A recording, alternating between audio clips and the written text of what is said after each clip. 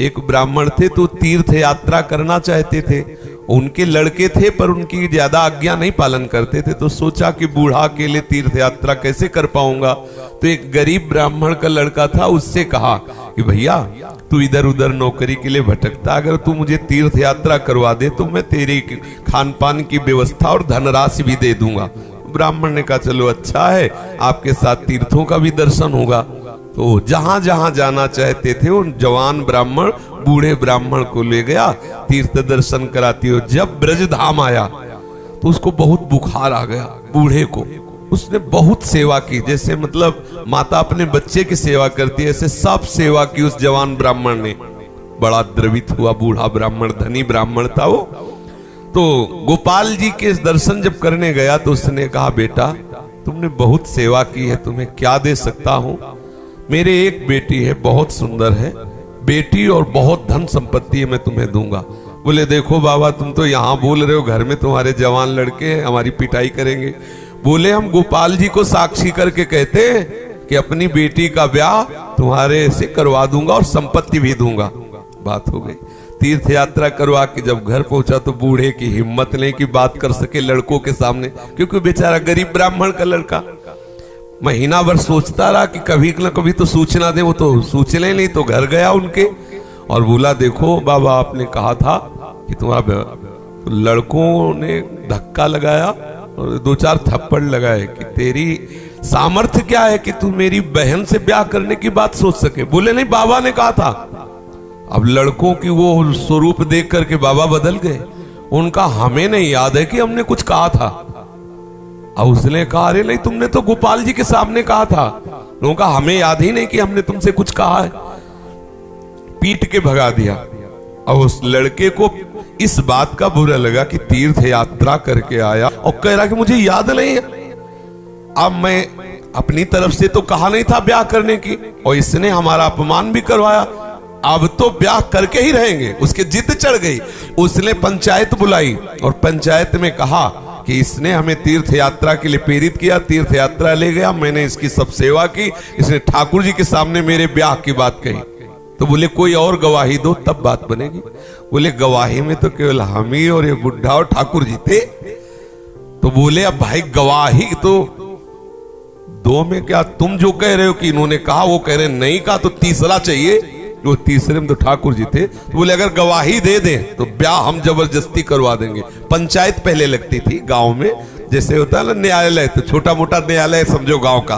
पंच लोग जो निर्णय कर देते थे फिर वही होता था।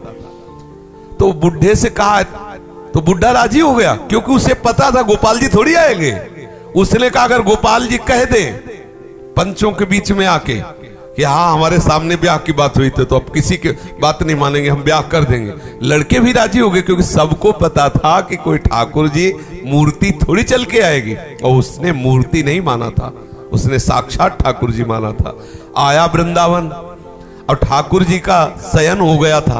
अब वहां से अब वो बहुत परेशान कि अब कल तक हम रुके फिर ठाकुर जी से बात करें, तो ऐसा। अब दरवाजा बंद थे, खटखटाया, क्योंकि उसके लिए मूर्ति थोड़ी है। और कहा सुनो गोपाल जी, हम तुमसे ये पूछने आए कि वो जो वृद्ध ब्राह्मण था उसने कहा था कि नहीं तुम्हारे सामने ब्याह की बात। 2-4 बार आवाज लगाई तो वहां से तो कोई उत्तर नहीं आया। फिर बहुत जोर से बोला भड़बड़ा के, देखो हम तुम्हें चैन से सोने नहीं देंगे, हम पैदल चल के आए, भूखे हैं, और आप ब्याह की समस्या है और आपको इसका उत्तर दे। छोटी मोटी बात होती तो छोड़ देते, ब्याह की बात है। ठाकुर जी ने अंदर से कहा मूर्ति कहीं चलती है, वहां चल के जब बोले मूर्ति बोलती तो चलेगी क्यों नहीं। ठाकुर जी फंस गए। ठाकुर जी ने अंदर से कहा कि कहीं मूर्ति वहां जाके थोड़ी उड़ीसा में वहां जाके साक्षी थोड़ी देगी, मूर्ति चलती थोड़ी है। बोले महाराज जब मूर्ति बोलती है तो चलेगी क्यों नहीं। अब ठाकुर जी विवश हो गए। ठाकुर जी बाहर निकल के आए और सब सेवक लोग सुला के गए थे। समझो कितना भाव में दम है। उसने देखा बहुत सुंदर गोपाल जी साक्षात ठुमुक ठुमुक कर करके आए, नौ किशोर। बोले देखो हम चलने के लिए तुम्हारे भाव के कारण राजी तो है, लेकिन भोग राग की व्यवस्था, क्योंकि हम वृंदावन के ठाकुर, हमें तो चक माल चाहिए, हमको चना चवेना में तो रुकने वाले हैं नहीं, रबड़ी गुलाब जामुन ये सब चक्कर चाहिए। तो बोले देखो कुछ रुपया तो है, अब शादी का चक्कर, इसलिए व्यवस्था तो तुम्हारी बनाएंगे ही हम। तो बोले कैसे चलोगे? बोले चलेंगे तो हम पैदल ही, आगे आगे तुम चलना, पीछे पीछे हम चलेंगे, थोड़ी थोड़ी देर में कुछ भोग लिए रहना, हमको भोग लगा देना। बोले अब हम चले और तुम आ रहे हो कि नहीं आ रहे हो ये मुझे कैसे पता चलेगा? बोले नूपुरों की ध्वनि तुम्हें सुनाई देगी, अगर पीछे मुड़ के देख लिया तो जहां से मुड़ोगे वही हम खड़े हो जाएंगे, आगे नहीं चलेंगे। बात तय हो गई, चल दिए ठाकुर जी। अब आप देखो क्या मूर्ति है। अब वो बीच बीच में भोग लगाता हुआ जब अपने गांव के नजदीक पहुंचा तो सोचा केवल नूपुरे बज रहे कि आ भी रहे हैं। मुड़ के देखा तो ठाकुर जी खड़े। बोले चलो, बोले अब नहीं, अब सबको लिवा के यहीं लाओ क्योंकि हमारा तुम्हारा वादा था। तो बोले कोई बात।